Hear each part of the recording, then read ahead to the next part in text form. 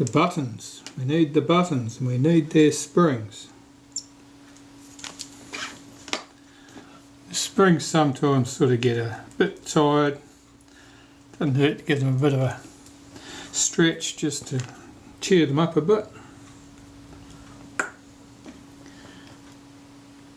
Quick wipe around there and there with a bit of synthetic grease. Put the springs in place, and the springs go in the holes, they don't go over the pins.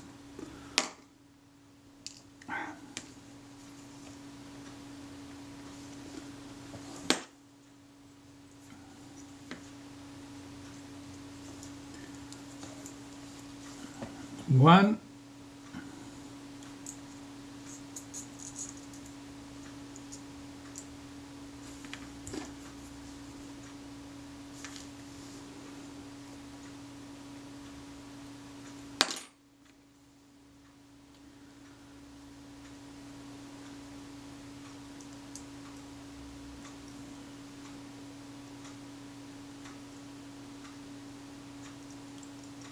The spring is doing its best to go anywhere but where I want it to be.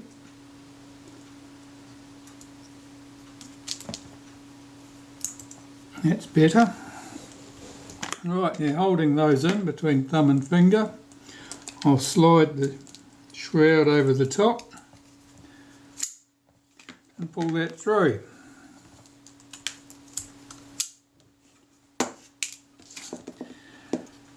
I'll apply some synthetic grease to this. Basically this front standard slides in the shroud on the two rails, the rails top and bottom.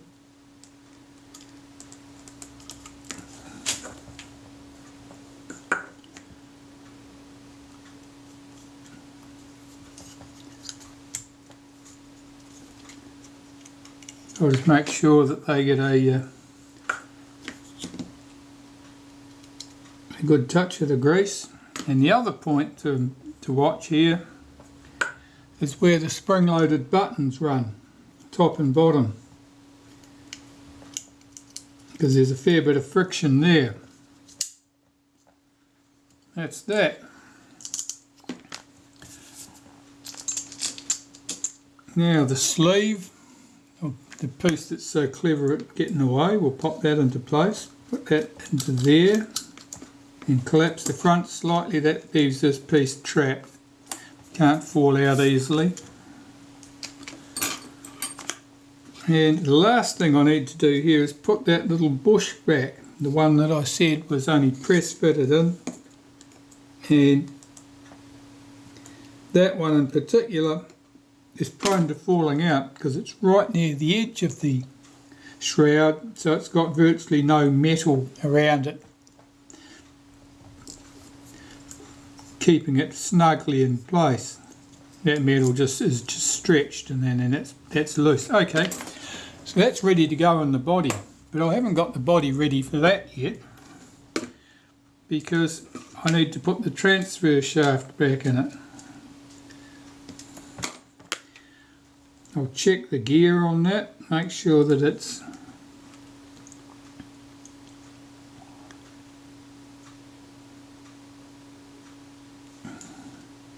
just looking to make sure there's no problem with it. It all appears to be good. So I'll apply some synthetic grease to that, fairly generous because there's lots of rubbing bits there. That drops into its socket here at the top. It's held in place with this bracket, and that bracket is held in place with a single round head short screw.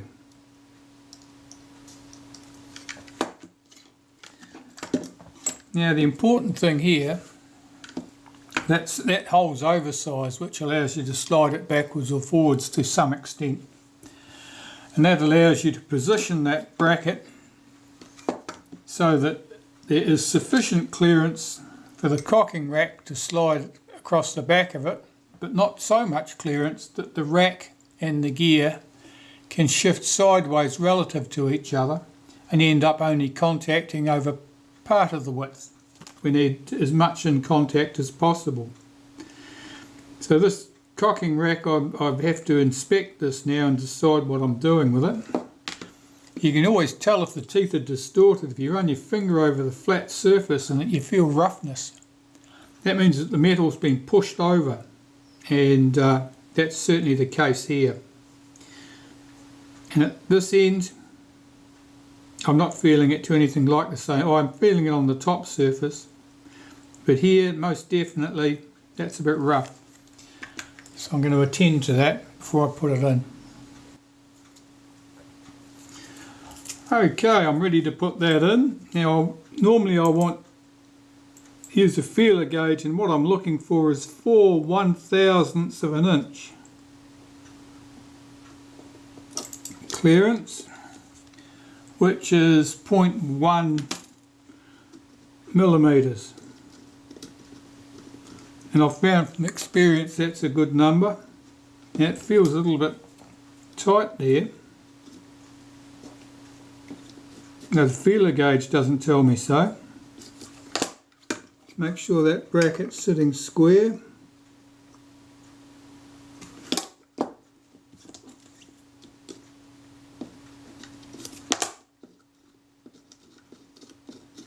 Alright, that's moving nice and smoothly. I'm going to put a little drop of lacquer around the head of that screw just to stop it loosening up. I don't really want that thing to move. In an ideal world I'd put some lacquer on that bracket, but I've got to get something in past that bracket, so I can't really do that. Okay, so there's that bit. Now this can go in.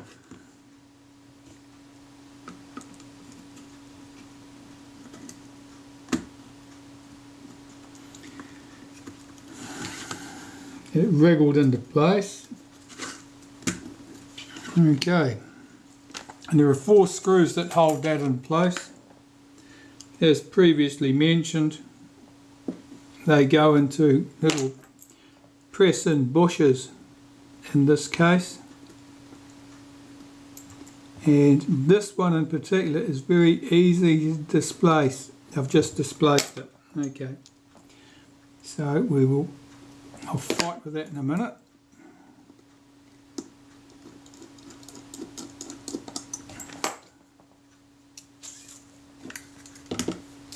The 2 screws for the bottom are usually easy to determine because they are usually black or brown from corrosion and the remains of old adhesive.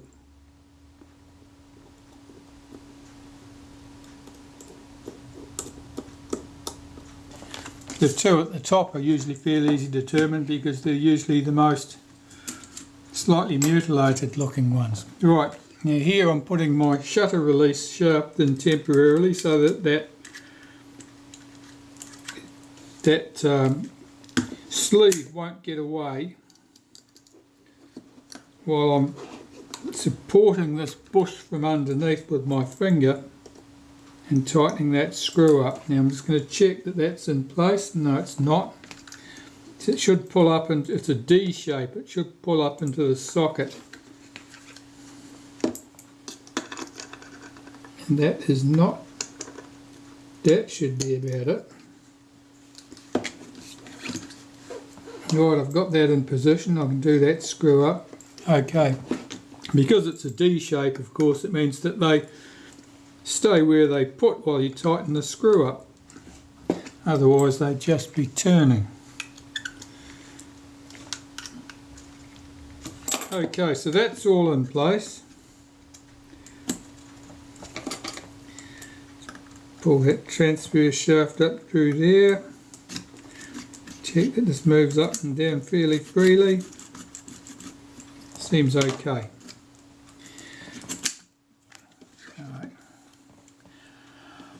I think I'll put the rewind on next so that I can stretch a rubber band across it to keep that shutter release in place. I'll lubricate the inner section with a bit of synthetic grease. There's a spring, a little coil of spring halfway up that, which just acts as a detent, stops it sliding. Otherwise it would just tend to fall out or slop up and down.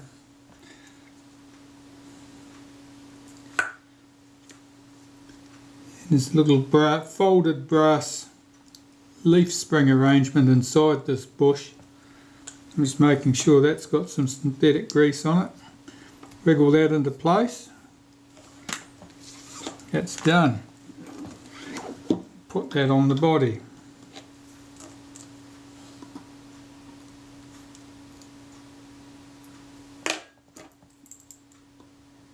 It's about this time I wish I'd put the tripod socket in first, because if I press down on these screws, it'll press on the back catch release and the back swings open. Very annoying. Like that.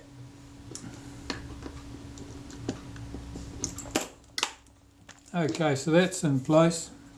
I'll put that rubber band across there now to keep everything from running away. That'll keep it located. Right, get this focus mount in place.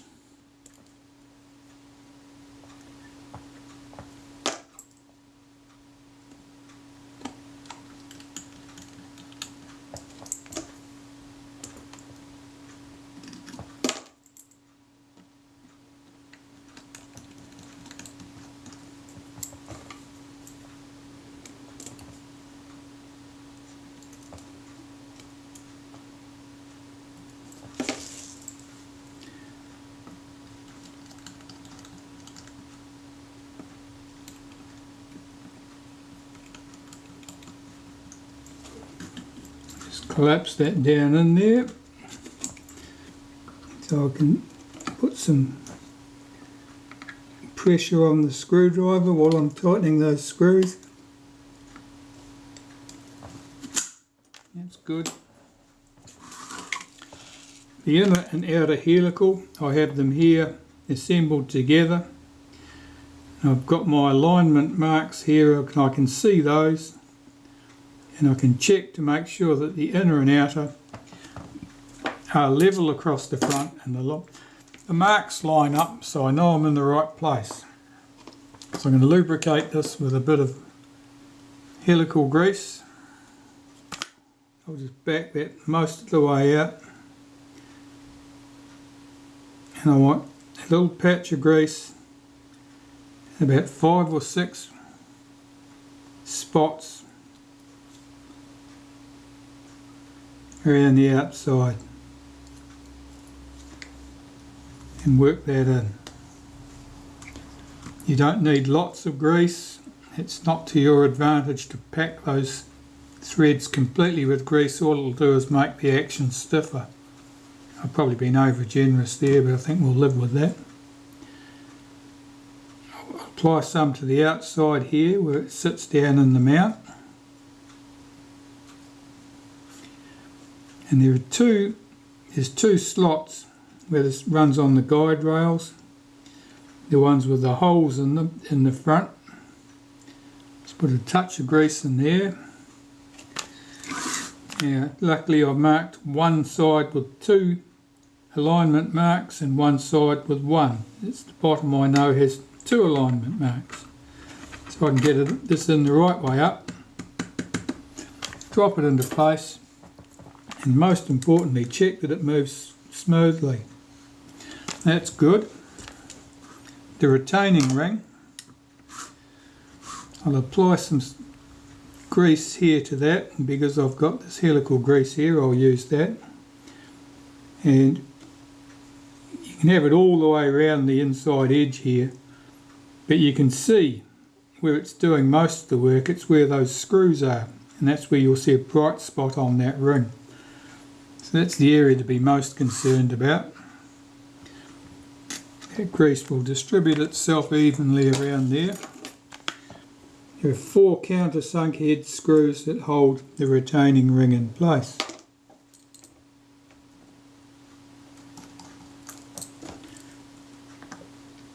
before you do this up tight, move your outer helical so that the inner is proud, that's sticking out the front.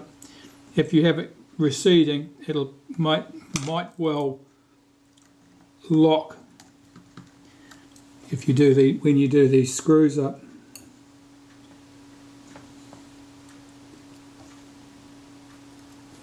And you'll wonder what you've done wrong.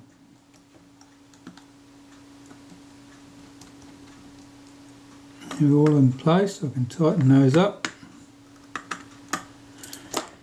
And check the action again, make sure it still moves. That's good.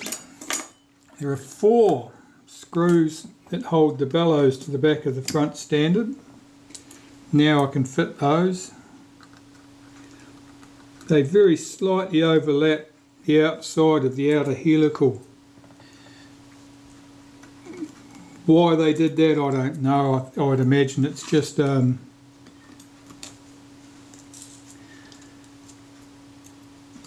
might not have got their numbers quite right when they were doing the design.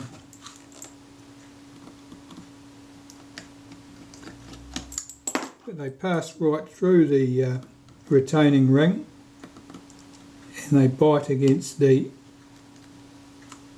lens mount. The heads of the screws bite against the lens mount at the front, and they're pulling up the bellows from behind.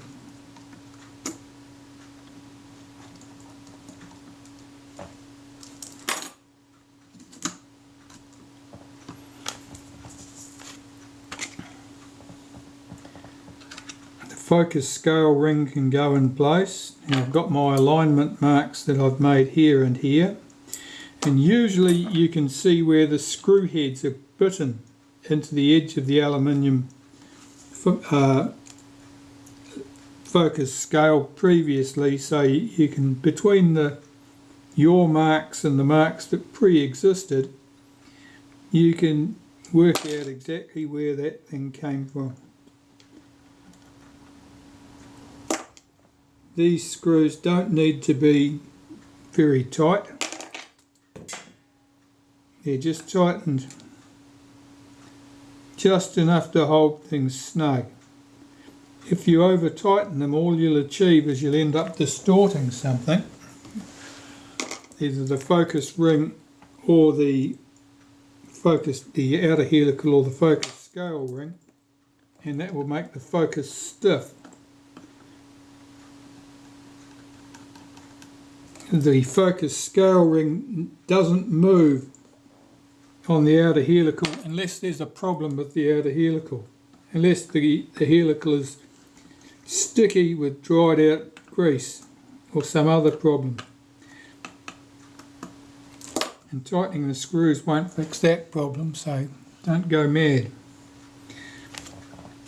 Okay, so that's good. This link needs to go in. Now the hinge point here, this has been through the cleaner, has got no lubrication in it at all. It's just a rivet. It's fairly tight. I'm just going to put a bit of grease on there. Apply a bit of thumb pressure, which will just push that in with hydraulic pressure. That grease has now found its way to the inside. That moves freely. That's not a problem. I can put that in. This is always a bit of an act to get this in.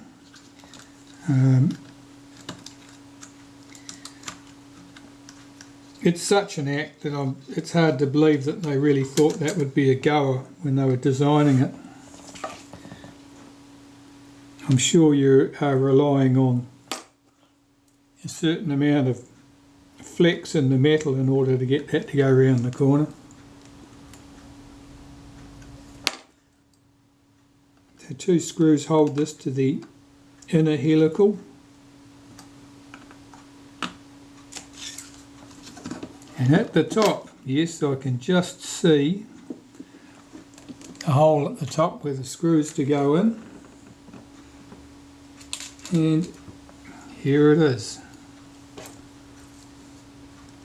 Suppose you can't see much past that rubber band, but that's life.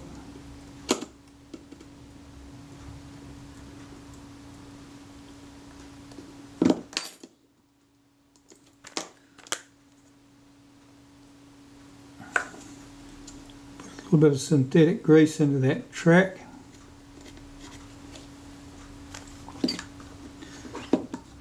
And that stud, well, you can see it moving backwards and forwards as I move the focus scale.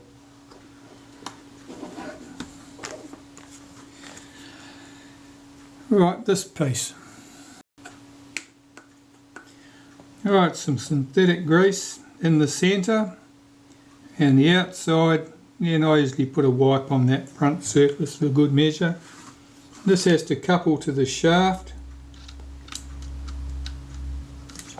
I'm checking that that's happened. I can see the gear moving at the back here, so I know I'm in business.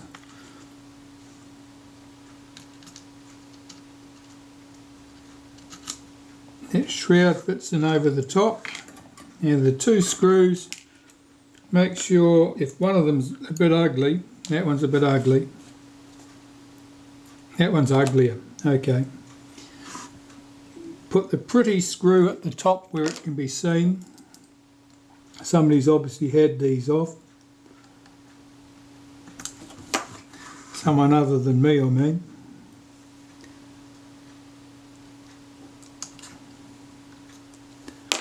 Put the ugly screw down here because no one can see that.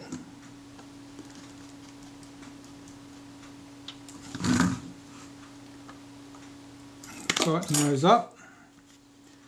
That's good. So now the front opens and closes nice and easy with everything lined up.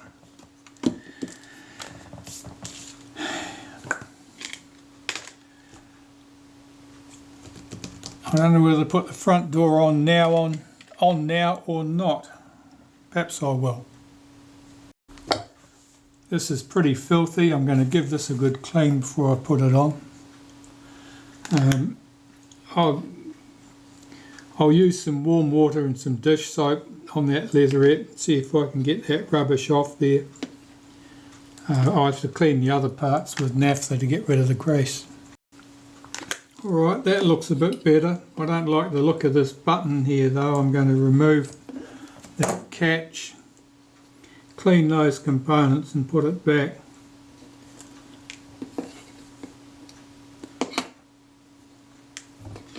Just 3 pieces there. They tend to get clogged up with dirt and rubbish, and just going to put a little bit of naphtha on a toothpick, run it up inside the recess, make sure I get out all the rubbish. That's just dried grease, dust and dirt that it's picked up.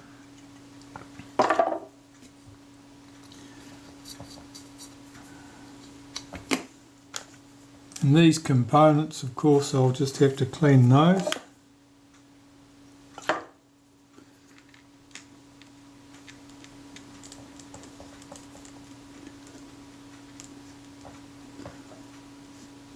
Yeah, that was quite discoloured. I thought it had worn through the brass, but it wasn't. It was just rotten old dried grease on there. The spring is quite short, quite stiff. Don't lose it, you'll be struggling to find another one. And the button, there's a lot of caked on grime here.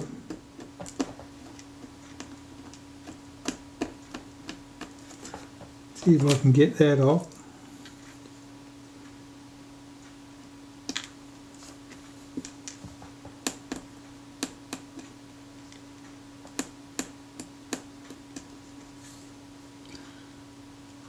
And the outside, well, that's corrosion really. That's got a corroded look about it. That's not going to come back from the dead. I can clean it, but that's about all I'm going to achieve. Okay, that looks fine. So, a little bit of synthetic grease, the inside of the button part. The shaft. Let's run some in here too for good measure.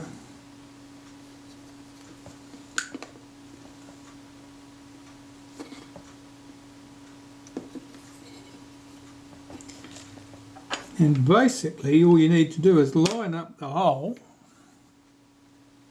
and screw in the button.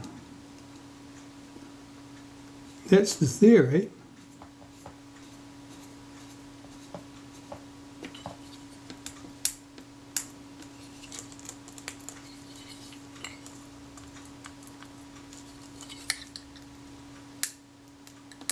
Can't say that exactly runs smoothly. Right, I'll have that back out. That's going to need a bit more cleaning, I think.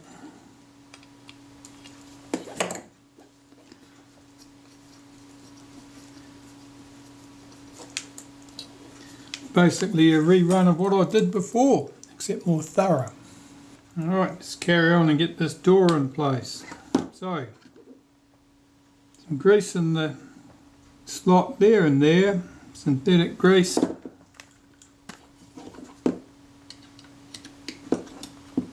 Slide the door into place. Now I've actually got 3 washers here. Now typically there's a thicker one that goes in at the top, and then 1 or 2 thinner ones at the bottom.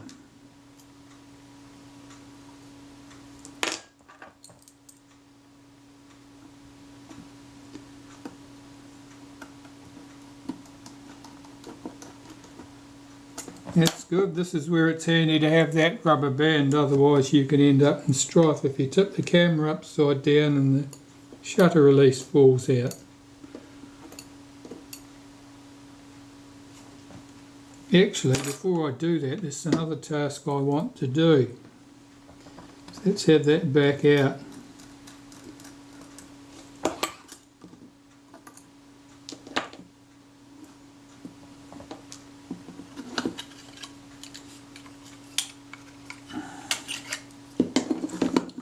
I need to put this return spring on that shutter release, and now's the time to do it because it's difficult when the door's in place. Not impossible, but it's so awkward that you don't want to do it. Alright, so I'll pull that back slightly, slide the spring into place, push that back down into position.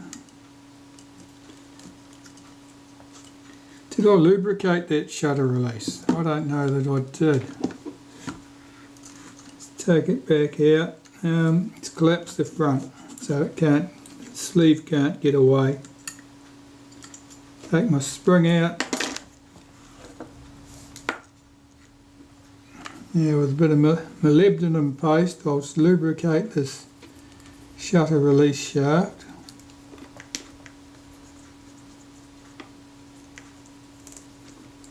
Certainly doesn't need much.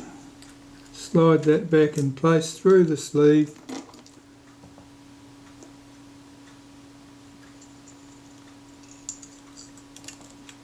Get my spring in place. Being very careful now because I don't want that spring to pop out and entertain itself by getting in between the shroud and the bellows. Okay, so that's done. Put my rubber band back again, my keeper. Okay, that part's done. Back to putting the door on.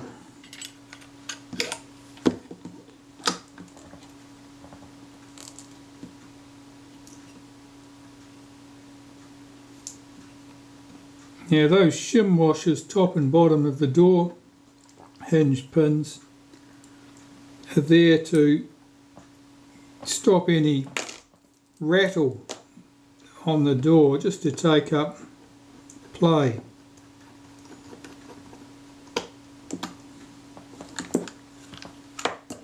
And at the bottom I'll get my 2 washers. Make a sandwich of your washers and put them in together. Don't try and slide one in and then try and slide the other one in. That doesn't work.